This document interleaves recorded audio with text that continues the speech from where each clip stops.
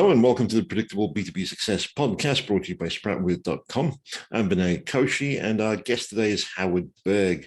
Howard is being recognized for setting the world record for speed reading. In fact, he's listed in the 1990 Guinness Book of World Records for reading more than 25,000 words a minute and writing more than 100 words a minute. Now, Howard, I believe you majored in biology and then completed a 4-year psychology program in 1 year. And since then have also taken up several other graduate studies, but very much focused on the psychology of reading, which I'd like to dive into a little bit. But for listeners, just to give you a sense of how accomplished Howard is, he's appeared on more than 1,000 radio and television programs, including the likes of Neil Cavuto.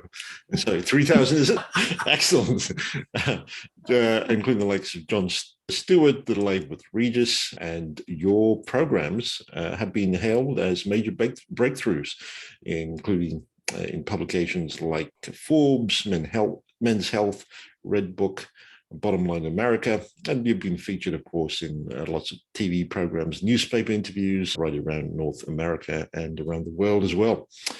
Howard, I'm curious, what drove this passion for speed learning and reading? Sure. Well, I grew up in the projects in Brooklyn, which was a bad place to grow up. There were a lot of gangs. It was like West Side Story without the music and dancing. I met Bernardo. He had a knife and he wasn't smiling. I found the safest place in my neighborhood was the library. Gang kids wouldn't go there no matter what. And the worst thing that happened in a library was a paper cut. So I went there a lot. I had college reading when I was 11.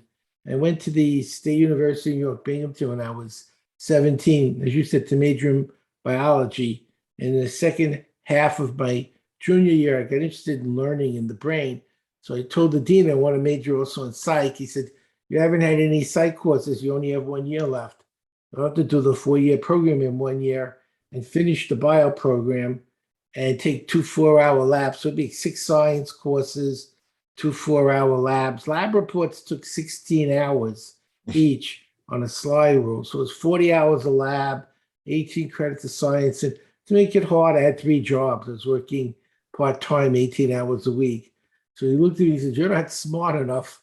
And that's when I realized they never taught me how to learn in school.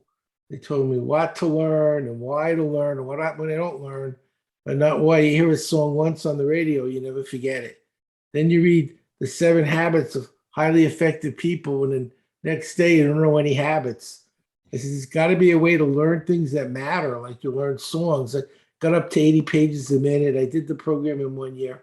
I didn't get a degree in bio because I didn't take a physics class, but I took the GRE in bio, and I got an 800. I read 48 books in 3 nights, like biochemistry, cell physiology, and genetics. I got 3 questions wrong. And then I wondered if it was me or the system, because there's a difference between you're special or you can make people special. That's not the same thing. So I taught it to kids that were 11 to 15 years old.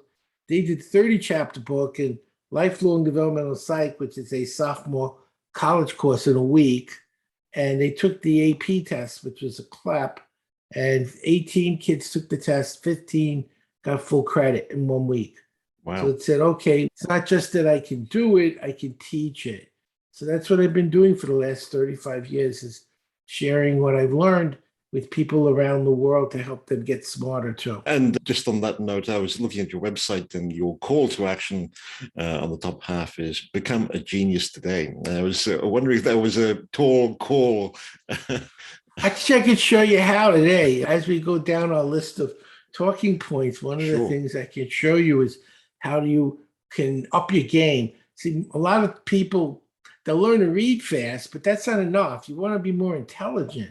Mm-hmm. So you actually understand things that right now are hard for you to understand. How do you increase your capacity to understand, not just the amount of data you're pumping through your head, but that you're actually using it and knowing what it means? That's a whole different level of learning.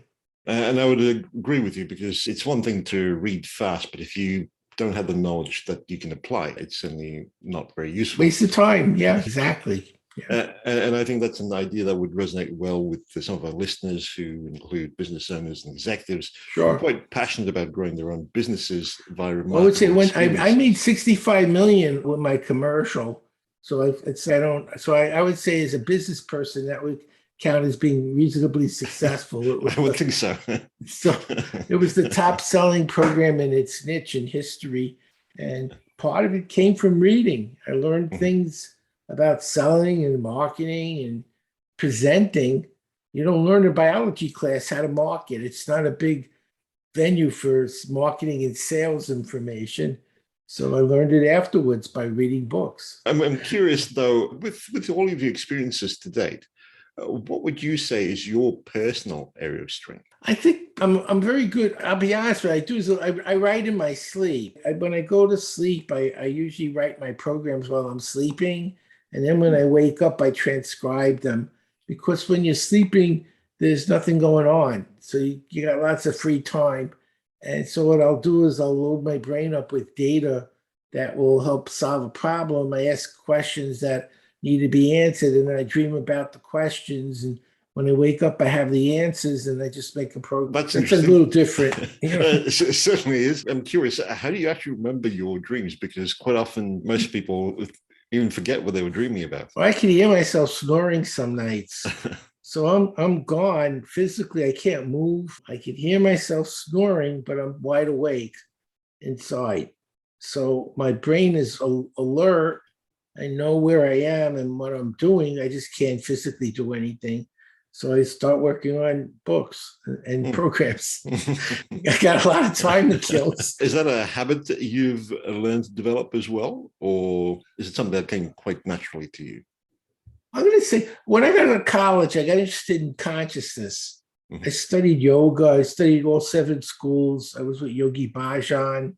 I started meditating, and I got interested in more than just the brain. I was a behaviorist when I was in school, studied genetics, studied psychophysiology, and I'm looking at people as it's a machine. If you know the circuits in the brain, and the environment that shaped them, and the genetics, behavior is pretty predictable, but that wasn't the case.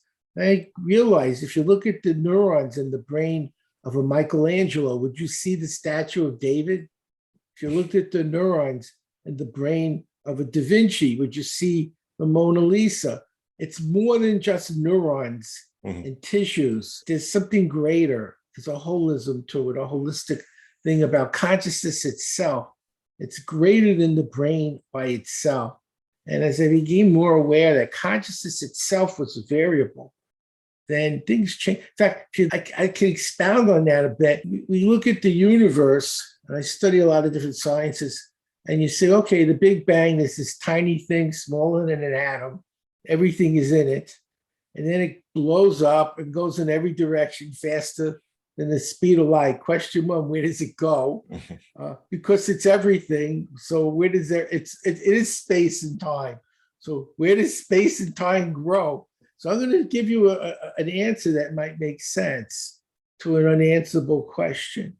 Picture the little tiny point that's going to explode before it happens in your mind. And then picture it exploding as a balloon in every direction, getting infinitely large. And notice something interesting. The infinitely tiny point and the infinitely large expansion both fit inside your head. If consciousness is a variable, then the universe can grow infinitely big and still be the same size. And if you really think about it, the Bibles, all of them are basically saying this unconscious being that says, I think I want to make a universe.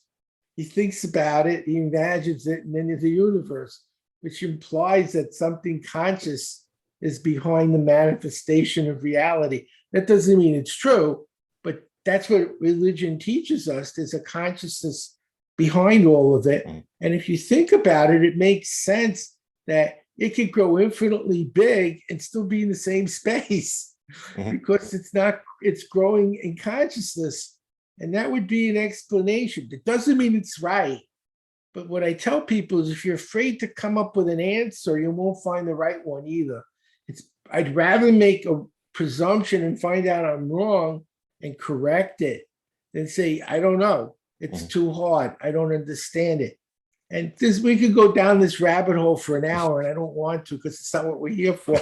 But I could present more data to support it. But I have a strong suspicion that consciousness doesn't just exist in the universe, but the universe exists because of consciousness. And there are some cosmologists I've been reading a lot that are suggesting that might be the case, that underneath of all the matter and energy and the quarks and the threads, that the underlying basis of everything might be some kind of information or consciousness. Because even when the universe appeared, it already had math. That's how they're predicting what happened. Math existed, physics existed, chemistry existed. How? Where did it come from? So there's some questions there that need to be looked at more empirically. So anyway, that's my idea, is a consciousness. In fact, if you want to see magic, real magic, because it does exist, look around you. Everything you see that isn't an animal, mineral, or a vegetable is an idea that turned into something. Your headset, someone thought of making it. Your shirt, the door behind you, the room you're in, someone designed that house in their mind before it was built, an architect. Everywhere you look, everything is an idea that turned into a reality. And in my mind, what we really possess as a power as humans is this capacity to turn our thoughts into reality. That's amazing. And what do you think magic is? Turning something that you imagine into reality, something from nothing. And that's everywhere you look, there's magic. And I really think that if we learn to do it better, the people who've made a lot of money, like Bill Gates, Warren Buffett, Elon Musk, they learned to do it better. But basically, we all possess this power to turn our dreams and wishes into reality. And the more we learn to do that, the more successful we become. And how do you learn that? By reading and learning. And that's what we're going to discuss today. So would you say that most people don't believe that they can accomplish what they're capable of, or what you would suggest that they're capable of, simply because they don't have enough data and haven't read enough? That's one factor. Another is they don't believe in themselves. Another is they don't have confidence to take a risk. There's risks involved in making change. Lots of people are risk adverse. They'd rather have a salary and feel secure than start a business, which has a lot of risk. Most businesses fail. And the reason most businesses fail is people don't know business. They know how to do plumbing. They know how to do electrical work. They don't know how to sell it. They don't know how to run it. They don't know how to organize it and manage it. It's a whole different set of skills between being a doctor and having a successful medical practice. That's a business. Yeah. And so many people fail at the business side of their dream, and they give up. What they should be doing is learning what's missing.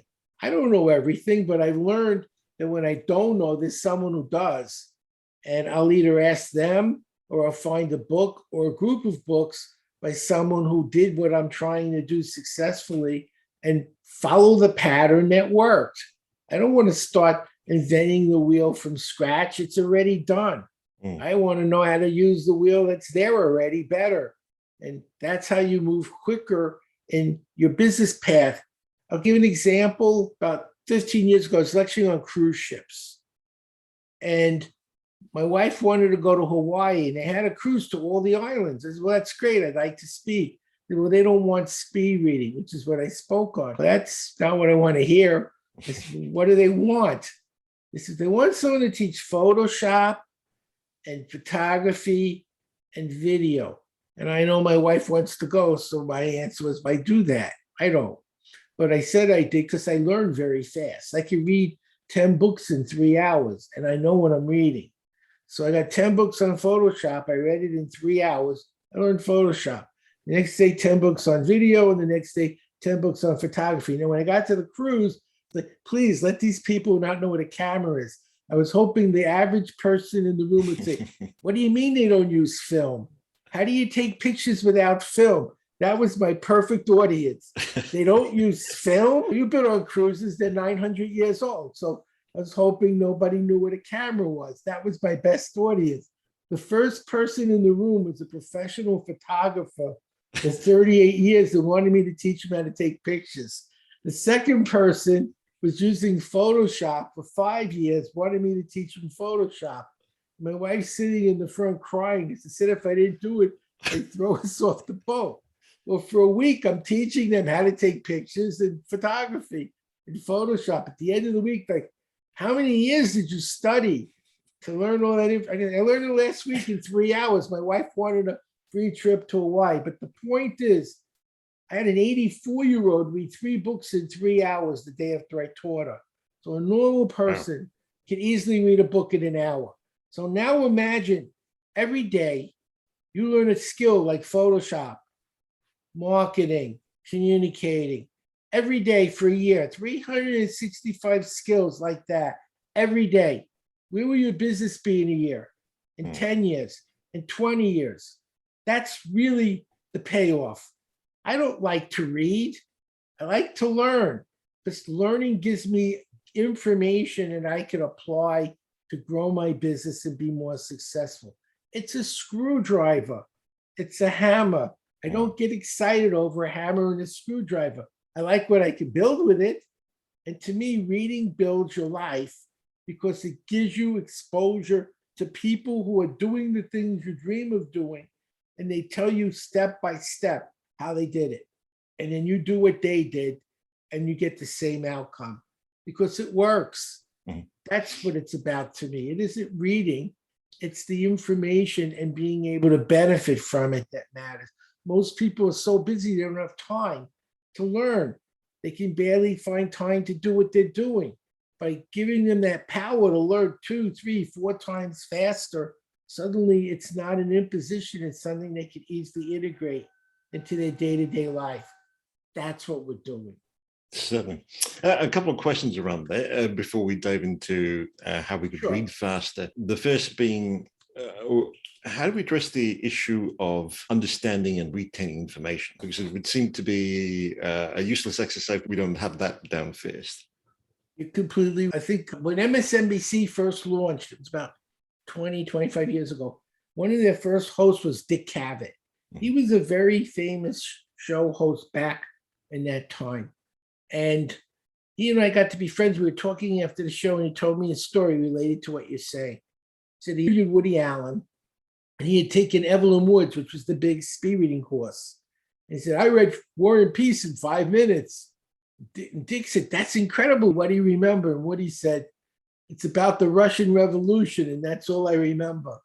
And that was speed reading. It's a math book. I didn't learn any math, but I know it's about math. It's a bio book. I didn't learn any bio, but it's about, you had to, if you slowed down to learn something you didn't know, you lost your speed. It was all or nothing. I fixed it. I'm going to show you one of the things I did. You mentioned I took graduate courses in how the brain learns to read. One of the key components is called schema. And I'm going to show you how it makes text make sense to your brain and then how to apply that to the question you were asking me. This is schemaless text. Watch how confusing it is. This is an easy thing to do. If possible, you could do it at home, but you could always go someplace else if it's necessary. Beware of overdoing it. This is a major mistake. It may cost you quite a bit of money. None of those are hard words, but you have no idea what I'm talking about. There's no schema. I'm going to repeat it with one word, a title that has schema, and instantly everything will make sense. Are you ready? Sure. Laundry. Laundry. This is an easy thing to do. If possible, you could do it at home, but you could always go someplace else if it's necessary. Beware of overdoing it. This is a major mistake and may cost you quite a bit of money. No confusion. By teaching people where these clues are, they can go 2, 3, 4 times faster in very technical material, law, medicine, accounting, business, and actually understand better. Because it's like a decoder ring. It's what makes the material on the page meaningful and significant to your brain. So I'm not just using the mechanics everyone else is using. I'm also looking at psychology and how the mind learns the symbols we call letters in a book and turns it into useful information. So as you become more conscious of what your brain is doing, you can slow down and learn something new, which you couldn't do in speed reading, and then go right back to reading fast again. One of the things I did, I used reading to find what I don't know and need to learn. I used study skills to analyze what I didn't understand. I read the calculus book. I learned the equations, but I don't know how to use any of them. That's not the same as reading. So now you failed the test because you don't know how to do it. You have the data, but you don't have the knowledge to use the data. That's a different skill. Then memory. How do you remember all that data so you can apply it when you need to use it? Different skill. And one of the big skills is emotional intelligence. So you learned everything perfectly, and then you had to take a test. You got so nervous you couldn't remember anything you learned. That's a different skill. So by learning emotional intelligence, study skills, knowing what to look for, finding it 3-4 times faster, knowing how to analyze it when you're confused, when you put it together, it's a Swiss Army knife. It's no longer reading, it's learning. Reading is not learning. If it was everyone reading, we get an A. It doesn't happen. But most people think learning is time and pages. I read 5 hours. I read 400 pages. So what? I read a graduate course, an educational site. I read the book in 7 hours, 4 times. The AP test was 6 hours long. I finished in 50 minutes and got a B+. Did it matter how many hours I studied or how many pages I read? All that mattered was I got 4 graduate credits in less than 8 hours for $65. It's not time. It isn't pages. It's do you understand it? Can you use it when you need it? That's all that matters. Everything else is irrelevant. I get your approach and can understand how it would work for perhaps a course or a program at university or college. I'm just thinking about the situations that some of our audience would find themselves in, wherein it's one thing to gain knowledge and information, but when it comes to actually applying it, there usually it's preferable to have some sort of input or guidance, if you will, in actually applying some of that information. I guess a few questions. One, does it make sense to take notes as you read, finish a book in order to be able to recollect or refer to it down the track? If so, how would you do that? And 2, how do you ensure that your approach actually works? Is there an element of feedback or interactivity with other folks that you incorporate? Oh, those are good questions. So let's answer them one at a time. Note taking. I recommend using a 3-column table in a Word document. And what you do in the first column is what you normally take notes on, what you're learning. But that's only 1/3 of the information. In the middle column, there's a few things you can do. You can put on, you can elaborate, you could show contrast, compare and contrast, show other factors things that challenge it or support it. Or, and this is a big one, what did the writer, if it's a book, or the speaker, if it's live or a podcast, do that got your interest? Did they tell a story? Did they give an example? Did they tell a joke? Whatever they did that you went, wow, that's interesting, you should pay attention. Because when you're speaking or writing, that's a way to get people to go, wow, that's interesting. You could be writing that too. The meta program, what they're doing to construct the information. In the 3rd column, this is important. How will you apply and use what you just learned? So imagine I'm at a Dan Kennedy seminar. He's a good friend of mine. And I just saw a new business strategy, and I can see how it can increase my sales by 50%. I'm going to write in the 3rd column specifically how I'm going to use that strategy when I get home. And then when I get home, I look at what I wrote and I use it. I make sure every day I do 1 to 3 of these ideas that I learned and I apply them. That's when you really learn. You don't learn sitting in a seat watching someone talk. You learn by using the information and seeing results from the information. If my income goes up 50%, I don't have to study that again. My brain won't want to forget that because it's given me such a huge benefit. So what are you learning? Insight, significance, and what did they do to make it interesting? And how will I use or apply it? Those are three columns. Now, if you're doing it with a pad or paper, you can use the code. So F is for a fact, I is for an insight, A is for an application. So you can still do it without a word processor. Now, the second question was feedback. And yes, I like to test myself. I have a number of different ways I do that, but that's important to evaluate and make sure you're actually learning the information. There's only 5 things you need to learn. If you learn those 5 things, you'll master any subject. Would you like to know what they are? Absolutely. The first is vocabulary. 80% of any new subject is the words. So you learn what words are they. They're usually bolded or italic, in color. Maybe they're in a glossary or a table. They don't look like the other words. It's actually saying, look at this, it's different. 2, any names. Who's in the book?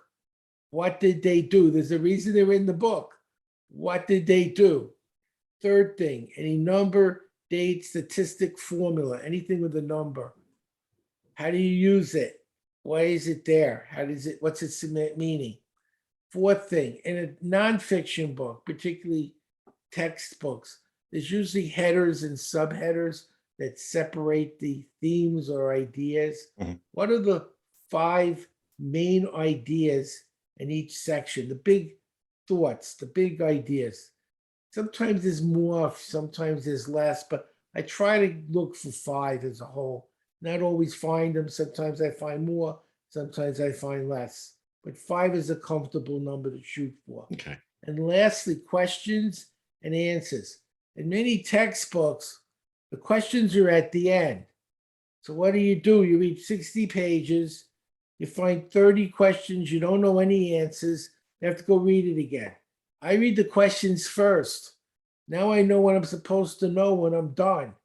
Now when I'm reading, I say, that's one of the things I'm supposed to know when I'm done. How do I know? They're asking me at the end to know it. And they're writing the book. And I'm hoping they know more than I do because they're writing the book. So I use the questions as a guide to what to prioritize. If that's what they think is important, who am I to question that? I'm learning. They're the expert. So they show every word and what it means, every person, what they did, every number, date, statistic, and formula, and how to apply it. The main ideas in every section, every question and answer. What do you think you have to learn after that?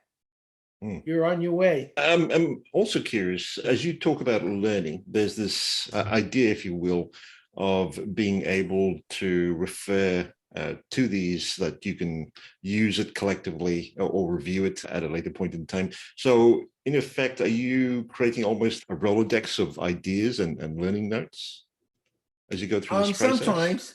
Okay. There's a program called Obsidian. It's free. It's a creative blockbusting program. It allows you to expand upon your ideas very quickly and very logically and naturally. These are some of the things we do at Berg Learning is we teach the reading and we teach thinking. You don't just want people reading fast. We want them understanding. There's another program, I'm trying to think of the name of it. It's a free Ouija. Ouija is a mind mapping program that's free. Some people feel more comfortable with Obsidian. Others find Ouija works better. What's nice is your ideas don't always come out in the sequence that they, and then the first thing isn't first, it's 4th, 5th, 10th. Something else came before it. So now your brain has to take all that information and sequentially put it in a logical pattern. This should be first, not 10th. This should be second, not 4th. This should be 3rd, not 6th. And you're moving your ideas around. You're looking for relationships and patterns, and then you're writing. And so Obsidian, it's a free program. You'll find it online. It's very powerful for doing that. And Ouija is another way to do it, more with a mind map. It depends on your learning style and what you're more comfortable with. There is no right choice. Okay. Both Yeah. work, and they work for different people at a different level depending on the personality. I understand your approach by looking at the questions first at the back of the book in order to understand what you need to know from the book. What happens when you're using or reading nonfiction books that don't necessarily have questions at the back? Now, we could probably go off the headings or subheadings, I'm assuming, but would you say that you would need to frame questions in order to expedite your learning before we begin Exactly. the book? Like one of the fastest ways to get smarter is asking good questions. I'll give you an example. If you say, "Why am I a loser?" What will you learn? Why are you a loser? Will that help? What if you said, "How can I be successful?" Would that help you? Instead of, "Why do I have to learn this? It's boring." What if you said, "How can I learn this faster and better?" Which question do you think would give you a better outcome? Too many people sabotage their learning by asking questions that are destructive. This is boring. Why do I have to learn it? This is terrible. I hate this. What you're telling your brain is don't learn it. And what do you think is going to happen? You won't, because you told your brain this isn't interesting. I don't want to know it. Your brain here is going to do exactly what you told it to do. You're putting in all that time and effort to sabotage everything you're doing. Now, I was training the U.S. Special Forces at Fort Bragg, the Royal Thai Army in Bangkok, the Canadian Forces in Toronto. I told them the single best question you could ask, and people in business need to know this question. What's the next best thing I can do now? Things go wrong every day in business. That's part of business. If you can't handle problems, you shouldn't be in business. Because 90% of your day is not what you expected it to be. It's just what happened. People called up, they needed something, someone has a special project, you got to do that first. Things change. And what you need to do when things are going differently than you anticipated, instead of, "Why is this happening to me? This isn't fair," does nothing. All it does is tell you why you're a loser. What's the next best thing I can do now? And your brain looks at where you are, it looks at where you want to be, and it starts building a bridge between where you are and where you want to be. Is it the perfect? No. But you're dealing with an imperfect life in an imperfect world. What it's doing is telling you what you can actually do right now to move in the direction you want. So it's a lot about, that's all EQ. It's all about asking the right questions, staying in a positive mindset, and not letting all the things going on affect you emotionally. Because once you start reacting emotionally, you're not going to fix anything. You're just going to get anxious or depressed. Your thinking will cloud and the problem will sink you. And if it's a really bad problem, it could even destroy your business. So it's really important to always ask that question. What's the next best thing I can do right now?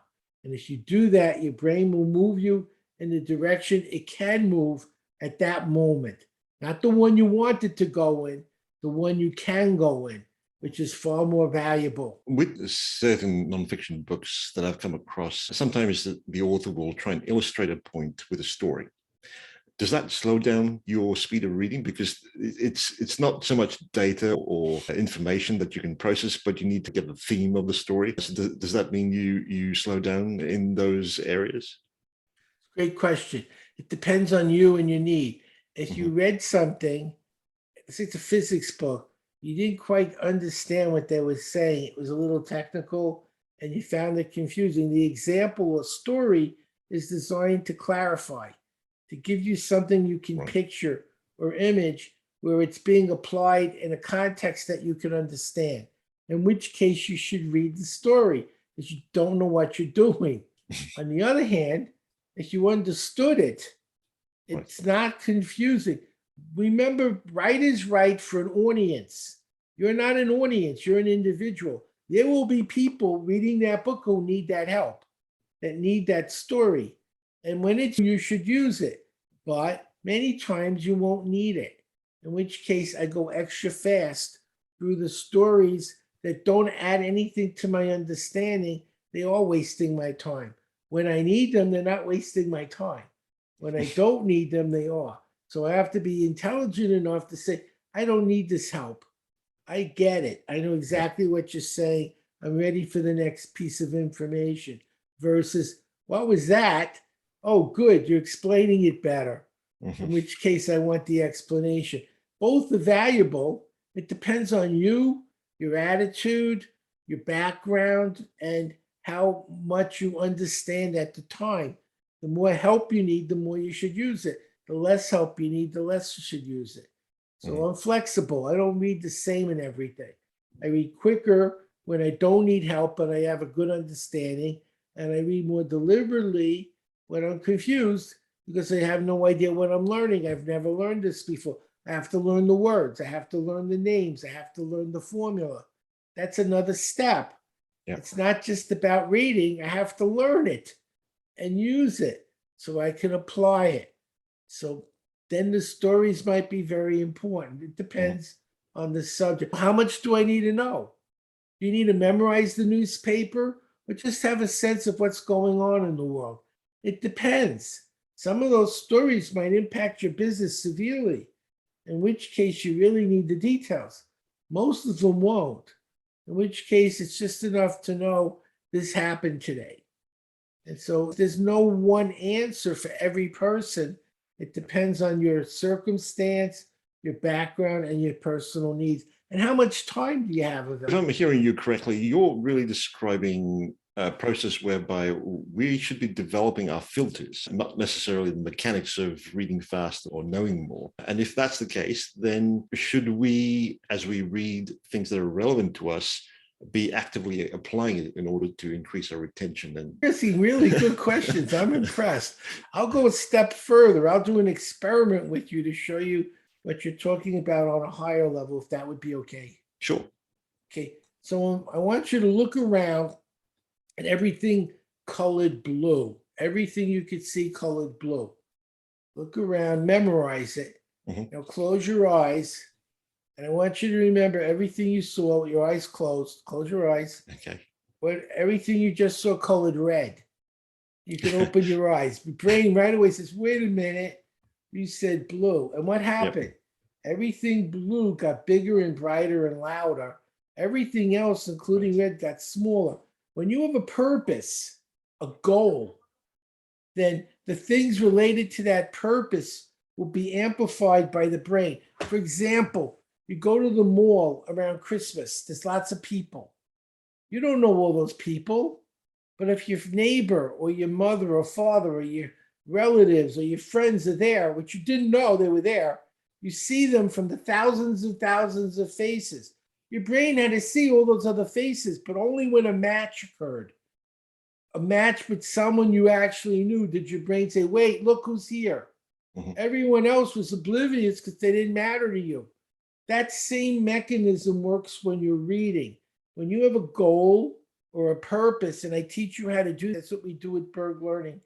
We teach you how to develop a goal or a purpose so that part of your brain that sees the faces in the crowd will see the data in the book that's related to that purpose and amplify it, just like the face that was in the grouping of unfamiliar faces. And the brain does this all day long. It pulls the thing that matters out of all the things going on around you. And so learning to read with a purpose is one of the things that I teach. And the more purpose, Zig Ziglar used to say, he was a mentor of mine, if you want to hit a target, you have to know what you're aiming at. And many people go into learning with no target. They have no idea what they're trying to accomplish, what the win would be. If you're doing that, your brain has no concept of what to look for, what to learn, what to prioritize, even why it's doing it. And that changes everything. So when you have a goal or a purpose and it's clear and it's precise, you're going to pull a lot more useful information out of a book. And by the way, it's not books anymore. It's ebooks, Yep. it's podcasts, it's Kindles. I made a new program that's 90 minutes that we give away now with the reading program on how to learn what people learn today. It's not just physical books anymore. More people are reading electronically than physically. And so I'm teaching that How do you learn on a podcast? How do you learn on a video? How do you learn in a classroom? Learning is no longer simply textbooks. In fact, my grandchildren are in college. They haven't had a single textbook. It's all been online. Yep. So I've updated everything. So it's no longer just about reading physical books, but learning. And part of it is physical books, but it's not everything that you need to know anymore. We learn from different types of media. And in each case, there's a way to do it better than what you've been doing before. If for some of us in the audience desirous of, say, authoring a book, now a lot of us have probably put it off because it is just such a lot of mental work, a lot of thought and time and energy that goes into it. With the process that you've described of taking notes and filtering information, would that help us become better authors? And I would imagine so, but is there more to it than just that? That's again, you ask good questions. I wrote my last book in 5 hours. It went number one on Amazon the next day. So I'm going to say, reading to me is input and writing is output. They're not different. And so the more you write, the better you get at reading. And when I'm reading, I'm not just reading the book, I'm also analyzing what the writer did to make it easy to understand. What strategies did they do that made my brain make sense out of what they wrote? The more I understand, it's like learning guitar. There's licks. There's things that you can do with your fingers to create certain sounds. And when you learn enough of them, you string them together, you can play a song. But in writing, there's strategies, there's techniques that make writing work. And as you learn these writing licks, you begin to employ them in your own writing and you become a much better writer. And that's one of my programs, by the way, is How to Speak. That makes a lot of sense. You touched upon this idea of emotional intelligence. I was just going to, can I show them how to read faster? Because we haven't done that. Yes. Oh, okay, and then sorry. Let's do emotion. I just thought people would want to see this. That's the theme of the show. We haven't covered it. And then we'll do EQ. I'll do both. Is that fair? Sure, absolutely. I think they're both important, but certainly, if you don't talk about how to do it, people are like, he didn't teach you how to read. Is that okay? Absolutely. So after the show is over, pick a book you've read, preferably nonfiction. Because you read it and understood it, there's only one thing that's confusing you, your speed. You already understood it. So get a timer, read for a minute as fast as you, at your normal speed, whatever you normally would read, and time it. And with the minutes up, take a pencil or a pen, put a little mark where you finish. So you've measured how much you could do now. That's basically how much you can read in a minute. Now the magic. Go to the second chapter. Take your hand and go across one line at a time. This is important. As fast as you could comprehend. As long as you know what you're reading, go quicker and quicker. That's when it got too fast. You should know what you're reading. You read it already. Slow down just enough so your comprehension comes back. And for 5 minutes, as fast as you could comprehend, not faster, not slower, with your hand moving your eye one line at a time, read. Now go back to the first chapter where you tested yourself. Time yourself for a minute, use your hand, and go as fast as you could comprehend. And that little mark that you did in the first minute, you'll go 20 to 40% further. Just doing that one change. That's what we do in Berg Learning. We teach people how to begin to process faster. And then we go into the psychology of making it meaningful. And then we go into the memory of how to retain it and the EQ skills, which you asked about, which we'll do now. Sure. Just on that, while we're covering how to read, so my takeaways would be to avoid this, I'm going to use the term sub-vocalizing the words that we read. You want to avoid that. And you're also almost skipping over the small words. I wouldn't say skipping over, but realizing their significance in the sentence without necessarily having to go through each particular detail while focusing on the key words. I can explain it better. Sure, please. I know what you're trying to say. Yep. That's why you're on the right track. Let me say that. Okay, you're thinking the right way. You're off a smidgen. Sure. Okay, so when you're driving in a car, you read the road, front, back, left, and right. Now, where I live, it's in miles. I think you're in kilometers. So let's just say 120, 140 kilometers, somewhere between 60, 70 miles an hour, somewhere in that range. Yeah. You're reading in four directions, front, back, left, and right. You're watching your gauges. You're watching your GPS. You're listening to the radio. You're talking on the phone. You have people in the car you're talking to all at the same time. And you're bored. You read a book at around 200 words a minute. That's the norm. And it's in one direction. And the next day, if you remember 10%, you're doing well. How come you could multitask in four directions at 70 miles an hour, 140 kilometers an hour, effortlessly, and it's boring, but you can only read 200 words a minute and barely understand it? The difference is when you're reading in a book, it's like someone is talking in your head, one word at a time. You're hearing the page with your eyes. When you're driving in your car, it's a movie, and you're processing the physical data with images. What I'm training you to do is use the part of your brain that drives when you're reading the book. So you're using your eyes to see a book, not hear a book as much. You still hear some things, but much less. And what you're hearing is what you actually need to hear. And your brain filters out the superfluous data that isn't relevant. And in this way, a normal person can go at least 100 to 400% faster. We did a double-blind study using the Nelson-Denny, which is a standardized test for speed and for comprehension.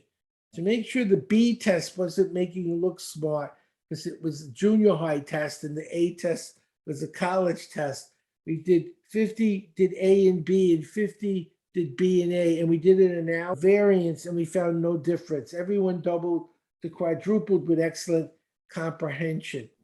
So this process will work. It'll allow you to read very technical material at a very high speed with very good insight and understanding, and then we'll teach memory skills, and I'll do that next, on how to retain it so you don't forget in 5 minutes. Certainly. So let's dive into that. But also, are there certain EQ strategies we need to be aware of in order to master right this? After memory, because Sure. they're all relevant. Okay. Everything you're asking is extremely relevant. But we have time, I hope, that we could do both. Certainly. So first, memory. I'm going to give you 10 things to remember. I won't show you how. You won't be able to. Sure. And I'll show you how. And you and our audience will effortlessly remember every item with no thought in a few minutes' time. But first, let's see how well you do now without a system. You want to remember pole, shoes, tricycle, car, glove, gun, dice, skate, cat, and bowling pins. And I'm going to bet right now you and our audience do not know all 10 perfectly in any order. You will in 3 minutes. And this isn't a drill. This is a tool. You will use it for the rest of your life. It's powerful. Because I want you to remember it, you only remember 10% of what you read, but 90% of what you say and do. So I'm going to ask you to say and do certain things to lock it in. Now, the ancient Greeks discovered a shortcut for learning a list. This is a list. If you take a list that's hanging in your memory, you hang the new things on the old things. It takes less time than starting from scratch. I'm going to bet that you and our audience can count to 10. I feel confident that I'm right. And we're going to use those 10 numbers that you know to learn those 10 objects very quickly. Are you ready? Sure. The number 1 looks like a pole, like a flagpole. What's 1? Pole, flagpole. Good. 2 is shoes. You wear 2 shoes. What's 2? Shoes. 1. Pole. 3 is a tricycle, 3 wheels. What's 3? Tricycle. 2. Shoes. Getting smarter. 4 is a car. There's 4 tires on a car. 4. What's 4? Car. What was 2? Shoes. 1. Pole. 3. And a tricycle. Looking for pictures. Yeah. 5 is a glove. There's 5 fingers in a glove. What's 5? Tricycle. 1. Pole. 6 is a gun. They love them in Texas. 6 guns. They're cowboys. 6. Yeah. What's 6? Gun. 4. Car. Shoes. Perfect. Lucky seven in dice. Lucky seven. Seven dice. What's seven? Dice. Five. Gloves. Three. Tricycle. One. Pole. Rhymes work. Eight skate. Eight skate like a roller skate. What's eight? Skate. Six. What did they love in Texas? 6 gun or a gun. 4 was a car. Two. Shoes. Perfect. Nine. How many lives does a cat have? Nine. 9. Nine is a cat. What's nine? Cat. Seven is lucky in what game? Lucky seven. Dice. Five is a Glove. three. Tricycle. One. Pole. 10. How many bowling pins are in a bowling lane? 10. 10. What's 10? Bowling pins. What's one? Pole. What's two? Shoes. What's three? Tricycle. What's four? Car. Five. Gloves. Six, Texas. Gun. Seven's lucky in. Dice. Eight rhymes with on your feet. Skates. Wheels. Yep. Skates. Nine, what has 9 lives? Cat. And 10, last thing Got that on the one. list. Bowling pins. Okay, That's right. here's Yep. how to use it. This is to speed learn numbers. Yep. Imagine you're in a hotel and your room is 314. By the time you're in the lobby, you forgot what room you were in. So we make a movie out of the numbers. 3 is a tricycle, 1 is a pole, 4 is a car. A tricycle hits a pole on a car. Picture it. A tricycle hits a pole on a car. Tricycle, what number? 3. Hits a pole 1. on a car. 4. That's your room number. Tricycle, pole, Right. car. It's also pi in geometry. So Mhm. for kids, it's for science and math and history. In business, it's due dates, percentages. And the 0 is the 10 bowling pins. We got 1 to 9, and we need a 0 because numbers go from 0 to 9. The 0 is the 10 bowling pins. Now you know how to speed learn numbers. So you're really using a combination of visual, auditory, and kinesthetic Thank you. elements Yes. for the learning. Okay. Yes. And it's so important because people have different learning modalities. And you want a program where the kinesthetic people are busy doing things so they're not bored. The auditory people are hearing what's going on comfortably, and the visuals are seeing everything. Mm. So everybody's feeling that you're talking to them specifically. And then Okay. Emotional intelligence, is that being incorporated in that? Very important. I'll show. So I was training the special forces. This is a challenge. They're sometimes awake for 3 or 4 days with no sleep on a mission. Mm. If you don't remember what they taught you, you could die. And sometimes things get very bad. I'm going to teach you what I taught them and how to wake up. So you know the left side of the brain controls the right and the right side controls the left. Do this with me. Take your left hand and touch your right shoulder. Then take your right hand, touch your left, and alternate. So it's like the Macarena without the music, but it's also a brain massage. Now, ideally, we should stand, but then they'll see our sweatpants. So later when you're doing this, stand, but right now you can sit. Take your left hand, touch your right knee, and take your right hand, touch your left knee. And when you're standing, the knee moves too. So both sides of your brain will be doing it. Then grab your thumb, like I am, and say this like you mean it. I feel great. Yes, like I'm doing, do it with me. Ready? Yep. I feel great. Great. No, great. Great. Yeah, I feel great. That's how you'll feel it. I feel great. You want to feel great? You want to feel great? You got to feel it. You can't have it. Right. God, it's emotion. Yeah. You have to feel it. It's feeling. Without the feeling, there's nothing there. We're going to do 3 sets of these together at my speed, starting with the shoulders. Ready? Right. 1, 2, 3, 4, 5, 6. Knees. 1, 2, 3, 4, 5, 6. How do you feel? Absolutely great. Great. I feel Yeah. great. Yes. This time a little faster. Ready? Okay.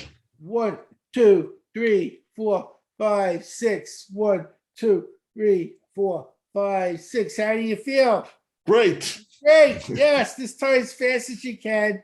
If you're standing, move away from the table. Ready? 1, 2, 3, 4, 5, 6. 1, 2, 3, 4, 5, 6. How do you feel? I feel great. Great. Yes. Great. Smile. You know what happens when you do this 3 times? Nothing. Now you probably would like something, so let me show you that works. Remember Pavlov, he rang a bell. I'm a Rotary president. That's our banner. That's a Rotary bell. He rang a bell, he fed a dog, he rang a bell. You don't want to be in an important meeting and start tapping your shoulders for an ambulance. If you do this every day for 90 days, the new studies show habits take 90 days, not 30. Okay. Now you're in an important meeting or a class and you need to wake up, or you're driving in traffic. Grab your thumb and say to yourself, I feel great. Yes, that's your bell. Every time you did it, you stimulated the left, the right, the 2, and you woke up. So eventually, squeezing the thumb reminds your brain the state you created every time you did that. Right. And it'll wake you up. That's an EQ skill. So I teach people how to create different states and how to trigger them when they need it. So imagine I'm teaching you to drive. I'm not a driving teacher, but imagine I'm teaching you to drive. You are ready for your road test. You failed the test. I said, why did you fail? I got nervous. It was a test. Anyone ever got nervous on a test? What if I didn't just teach you to drive, but how to stay calm taking the test? How many more of my students would finish the test successfully? Would they get more referrals, better reviews? In business, what states do people need to be in to do what you're telling them? And what are you doing to get them in that state, not the bad state? What are you doing to make it easy to remember what you tell them? You tell them things they need to know. Has anyone ever told you something you need to know, and by the time you got home, you didn't remember it? What happened? What do you think happens when you give people information? They don't remember it. What if you didn't just tell people what they need to know, but how to remember it when they need to know it? Now, how many more people would get the results and in the right state of mind to do it, not the wrong state? And you use words that make sense to them, not just to you. When you put all that together, you'll make more money and have happier customers. And again, berglearning.com is where all the courses are. And I personally help them. My email is howard@berglearning.com. So if you need my help, I'll make sure you learn it. I'm a Rotary president. We try to do what we promise. And I want to know if someone has a challenge so I can fix it. I get very few calls, very few, because I made it super easy. But if I get one, I want to know what's going on so I can make it even better. Always keep improving whatever you do based on feedback from the people you're doing it with. And that's the only way to know how you're doing it. So that doesn't help. You want to know what they know. Did you learn it? Can you use it? Most of my students are going to 100 to 400% faster. I'm working with a $100 million company now, helping them become a $1 billion company by using information better. That's exciting. I work with kids. I have 11-year-olds in college around the world getting A's in a week consistently. I have 80-year-olds, 90-year-olds reading a book in an hour, staying mentally fit instead of turning into a vegetable. It's all from learning and using information correctly. That's what I do. And to me, it's a calling. It's not a job. If you watch the news, does anyone think there's too many smart people making too many good decisions in the world? That's our problem. No one tells me that. And I'm concerned about our young people. We're giving them global warming and exploding deficits and all kinds of diseases and problems. The world's on the verge of a nuclear war. What are we doing to make them smart enough to fix some of the problems we're giving them? To me, that's what I'm here for. I found something that works. It can change people's lives, but only if they use it. Nobody knows they found the cure for the cancer of the brain, and no one's going to know. And that's on me. So I go on shows all over the world, sharing tips, showing what I do.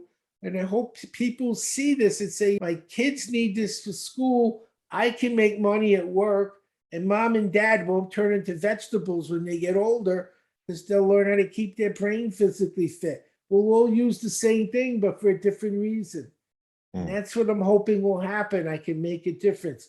I can't fix every problem. I'm not naive enough to believe it. But if people who have businesses and people who are problem solvers learn more, understand it better, remember it longer, can apply it more effectively, that could change the world. And that's really my goal today. It's not just about me, it's about you, our audience, and their families. We're a family. The human race is in trouble. 60% of all wildlife has died since 1970. Think about that. It can't go on like that. We're people, we're animals too. If all the animals are gone, we're not far behind. We need to do something. We need to do it now, or there isn't going to be a human race.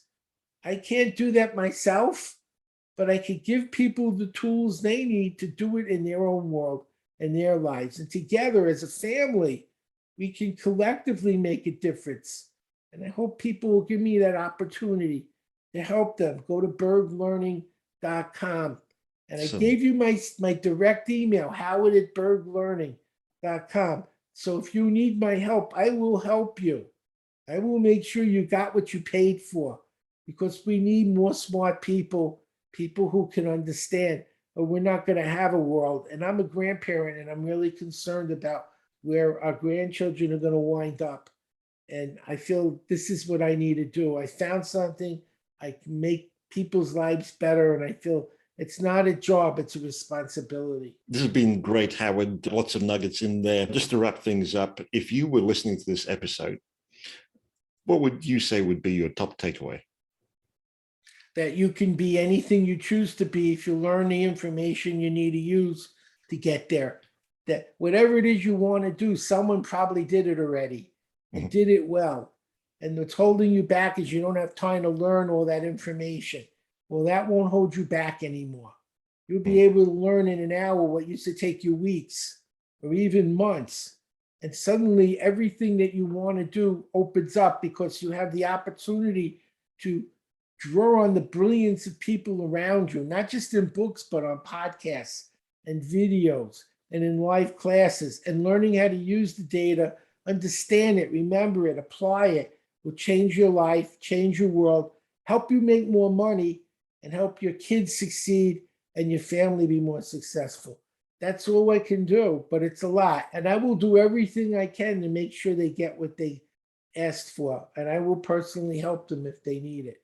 Certainly. And you've talked about your website, berglearning.com, but is there a social media profile that you I'm on Facebook, I'm on LinkedIn, I'm on Instagram. I think I have 24,000 followers on LinkedIn and 5,000 on Facebook. It's not bad. It's a decent number. But to me, it's everyone matters. It's not, I enjoy the one-on-one.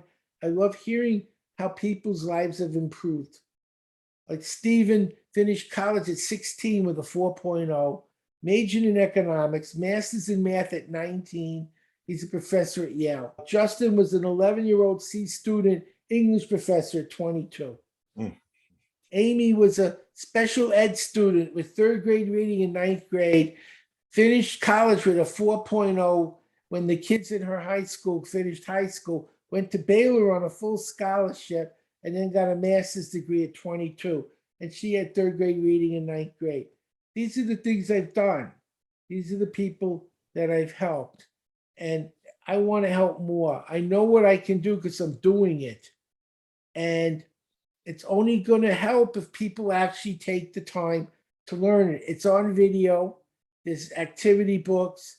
It's 10 minutes a day for 7 weeks. So it doesn't take a whole lot of time out of your day. I made it so you could just take a few minutes every day, and that adds up over a period of a few weeks, and suddenly you're doing amazing things you never thought you could do before. And everybody starts to get the results. They make more money because they have better information, and we're all happy. And to me, it makes me feel good. It's more important to me what they do than what I do. It's me doing it doesn't fix anything. Everyone in the world learning this, wow, we could really start fixing some problems. Absolutely. Howard, this has been terrific. Thanks so much for doing this. Really appreciate it. Thank you for having me.